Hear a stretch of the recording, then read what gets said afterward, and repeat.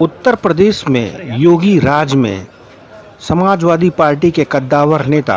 आजम खान की मुश्किलें कम होने का नाम नहीं ले रही हैं। आजम एंड फैमिली एक बार फिर 7 साल के लिए जेल के भीतर पहुंच गई है, जिसमें आजम खान के अलावा उनके बेटे अब्दुल्ला आजम और पत्नी तंजीन फातिमा का भी नाम शामिल है, जिन्हें रामपुर की एमपी एमएलए कोर्ट ने आज 7 साल की सजा सुनाई। इन तीनों पर आरोप है कि इन्होंने अब्दुल्ला आजम के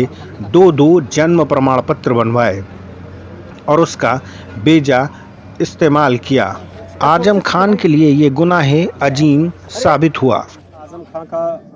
मोहम्मद आजम खान और श्रीमती तंजीम फातिमा के ऊपर 120B, 420, 467, 68, 71 का मामला था और आज वो निर्णय पारित हुआ उसमें और सज़ा के रूप में निर्णय पारित हुआ है। 120B में 1 वर्ष का कारावास और 5,000 रुपये जुर्माना, 420 में 3 वर्ष का कारावास 10,000 रुपये जुर्माना, 467 में 7 वर्ष का कारावास 15,000 रुपये जुर्माना, 467 में 3 वर्ष का कारावास एवं 10,000 रुपया जुर्माना, 471 में 2 वर्ष का कारावास 10,000 रुपये जुर्माना। टोटल कितनी सजा और कितना जुर्माना है? टोटल नहीं, जो मैक्सिमम सज़ा होती है, चूँकि ये सभी सज़ाएँ एक साथ चलेंगी ऐसा न्यायालय निर्णय में अंकित करते हैं, तो मैक्सिमम सज़ा 7 वर्ष और टोटल जुर्माना माना जाएगा तो 50,000 रुपया जुर्माना टोटल मिला करके हो रहा है 50,000 रुपये प्रत्येक पर। यानी अब्दुल्ला आजम के दो जन्म प्रमाण पत्र के मामले में तीनों को 7 साल की सजा हुई है और 50 हजार रुपए का जुर्माना लगा है। अब्दुल्ला आजम खान का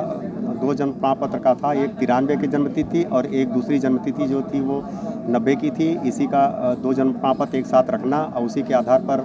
2 जन्म प्रमाण पत्र का उपयोग अलग अलग तरीके से फ़ायदे के लिए करना, विधायकी लड़ना दूसरे जन्म प्रमाण पत्र पर, तो ये एक धोखाधड़ी का और साथ में जो है कूट रचना मतलब गलत तथ्यों को पेश करके जो बनवाया जाता है प्रमाण पत्र, क्योंकि 22 वर्ष बाद उन्होंने प्रमाण पत्र बनवाया था और लखनऊ नगर में से बनवाते समय ये उल्लेख नहीं किया था कि उनका कोई एक जन्म प्रमाण पत्र रामपुर में बना हुआ है। तो ये सब चीज़ें ऐसी आई साक्ष्य में, दस्तावेजी और मौखिक साक्ष्य में, जो एक अपराध का सृजन करती हैं ये, और यही वो अपराध था जो सारी जांच के पश्चात जब FIR वादी मुकदमा ने कराई थी 3 जनवरी 2019 को, तो उसके बाद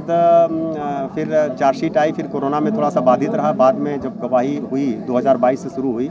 2021 में भी कुछ गवाही शुरू हुई थी, 2022 से जब सब गवाही शुरू हुई तो उसके बाद अंततः ये आज ये निर्णय का दिन है। रामपुर के MP MLA कोर्ट ने फैसला सुनाते ही तीनों को हिरासत में लेकर जेल भेजने का भी आदेश जारी कर दिया, क्योंकि 7 साल की सजा होने की वजह से इस कोर्ट से इन्हें जमानत नहीं मिल सकती।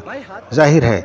अब्दुल्ला आजम और आजम खान और तंजीन फातिमा अब इस फैसले को हाई कोर्ट में चुनौती देंगे, लेकिन तब तक तीनों को जेल में ही रहना होगा।